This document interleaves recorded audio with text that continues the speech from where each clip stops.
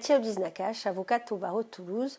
Je vais aborder aujourd'hui le sujet de l'obligation de quitter le territoire français, avec ou non assorti d'un refus de séjour. Lorsque l'on reçoit le courrier de refus de séjour avec obligation de quitter le territoire français, on a un délai d'1 mois pour envisager les recours ou, si on décide de ne pas faire de recours, de regagner son pays d'origine, puisque la préfecture, en temps normal, va donner à l'intéressé un délai de 30 jours. Pendant ce délai de 30 jours, il peut choisir entre plusieurs options. Il a notamment la première option, c'est celle du retour dans son pays d'origine, mais en général, bien évidemment, ce n'est pas l'option qui est le plus choisie par les personnes, les clients qui ont fait une demande de titre de séjour. Les deux autres solutions sont de faire un recours gracieux et un recours contentieux. Les recours gracieux sont du nombre de 2 possibilités. Il y a un recours hiérarchique auprès du ministère de l'Intérieur et un recours auprès de la préfecture. En ce qui concerne le recours contentieux, il va faire l'objet d'une demande auprès du tribunal administratif du lieu de résidence de l'intéressé. C'est une demande qui se fait par l'intermédiaire d'un avocat de manière conseillée, en tout cas, plus ou moins nécessaire, puisqu'effectivement, il y a des intéressés qui saisissent le tribunal tout seuls, mais bien évidemment, les chances de voir le recours aboutir sont très faibles. Lorsque vous avez été destinataire d'une obligation de quitter le territoire français avec refus de séjour, vous avez un délai de 30 jours pour effectuer les différents recours. 2 types de recours, le recours gracieux et le recours contentieux.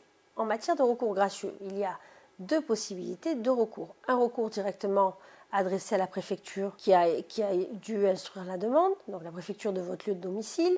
Deuxième recours gracieux, celui exercé auprès du ministère de l'Intérieur. En ce qui concerne la demande de recours contentieux, c'est-à-dire le 3e type de recours, cette demande est déposée auprès du tribunal administratif compétent par rapport au lieu de domicile de l'intéressé. Donc cette demande de recours auprès du tribunal administratif se fait par l'intermédiaire d'une requête qui sera déposée par l'avocat. Alors mon rôle en tant qu'avocat est bien évidemment de conseiller le client pour savoir s'il est opportun d'exercer les 3 recours qui sont mis à sa disposition.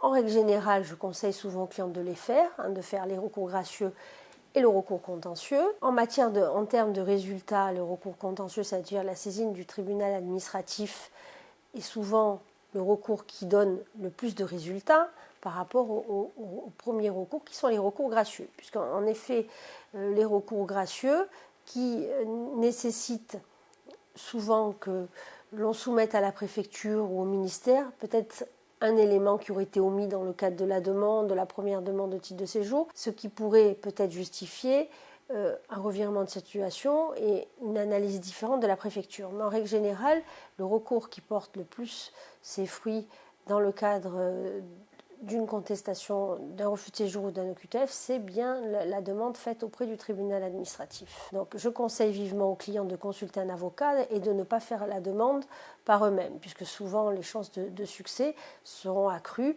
s'ils font appel à un professionnel et s'ils consultent un avocat pour déposer la requête auprès du tribunal administratif compétent. Alors, en ce qui concerne les réponses des demandes gracieuses, en règle générale, dans les 4 mois suivant la demande, on a une réponse ou pas. Puisque l'administration, qu'on sait souvent, si elle ne répond pas, on peut analyser le défaut de réponse en un refus implicite. En ce qui concerne le tribunal administratif, la procédure est plus longue et ça peut prendre entre 6 mois et 1 an, en fonction bien évidemment de l'encombrement du rôle et du nombre de dossiers qu'a à gérer le tribunal administratif.